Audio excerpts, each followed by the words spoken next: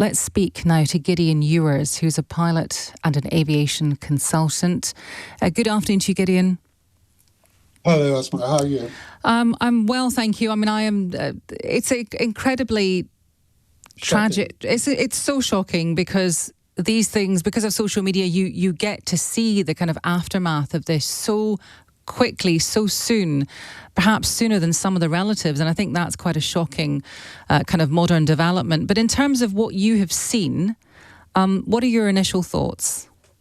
Well, of course, the critical thing, and it runs counter to every kind of emotional and indeed news gathering instinct, which is to try and think about what caused such a tragic event to happen. But of course, aviation accidents are very complex things, and that's why it's so important to have those investigations which are independent, technically led, to determine what happened and, more importantly, why it happened, to prevent any kind of recurrence. Obviously, like everyone, I've seen the video footage of the last moments of the flight and looked at it, and questions have popped into my mind. I also have spoken with a friend of mine who's actually a 787 instructor pilot and has his thoughts on it. And we've developed some theories, but even though those are educated theories, they're just that, just theories. Of course.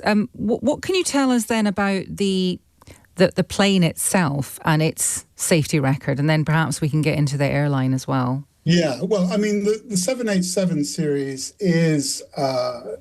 this is the first airborne or accident hull loss. There was one other hull loss, but that was due to a ground fire incident. Nothing. The aircraft wasn't in flight. It was a battery overheat, and the aircraft was on the ground. But that was a hull loss.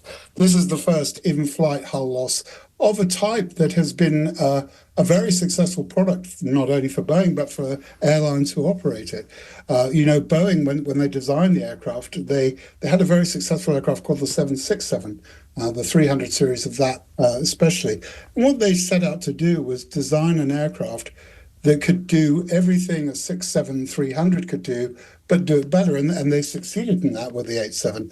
So it is remarkable that, obviously nothing is 100% safe, nothing is 100%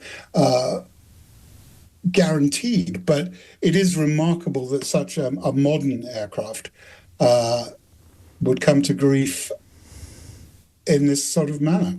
How old is this particular model? I think I said the 787, and then there was an 8 at the end of it. Presumably that's the series that it was. Well, it's a subdivision. It's the 787 comes in 3 models, really. Right. The Dash 8, the Dash 9, Dash 10, and they're optimized towards different missions. So the Dash 8 is the shortest of the 3. The 9 has a slightly longer fuselage, a bit more fuel, has longer range, more payload, and then the 10 is the higher payload, shorter range variant. And airlines can acquire the models as fits their route structure. But of course, the flight decks, the procedures stay broadly the same. So cruise flying one can fly the other without 2. There are 1 or 2 little variants to do with, on the Dash 9, on the flap settings, there are a few more flap setting detents compared with the Dash 8. But there are very minor detail separation. Now, Gideon, I understand you did say at the beginning that you might have some theories, but that you wouldn't necessarily want to share them. And I do understand that, because there's nothing worse than after a tragic accident like that. The airwaves are full of people speculating. But you know what you're talking about. Do you have any initial thoughts about what might have happened here? As you say, I'm incredibly reluctant to advance the theory, but I do think some of the ideas that have been circulating may not be correct. I'm not totally buying into the flap setting question. There are so many protections.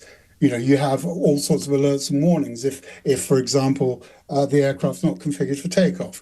If you've selected a particular flap setting and the flaps haven't moved into that position. There is an alert.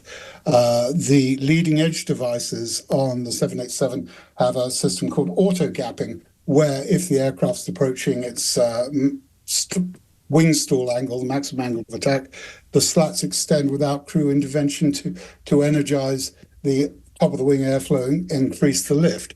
So there are a whole bunch of questions I have about that, and we circle in our discussions. My friend and I had to circle back to the way the mode control panel may or may not have been set up. And the mode control panel is on the top of the glare shield, and it's the primary interface between the crew and the aircraft. You put in inputs like altitude settings, airspeeds, and navigation, other heading, or following the inputs in the flight control computers. So it could be a misset there. That could happen. There are some airlines that have, and I don't know whether Air India is one of them, where there is a procedure where the altitude setting on approach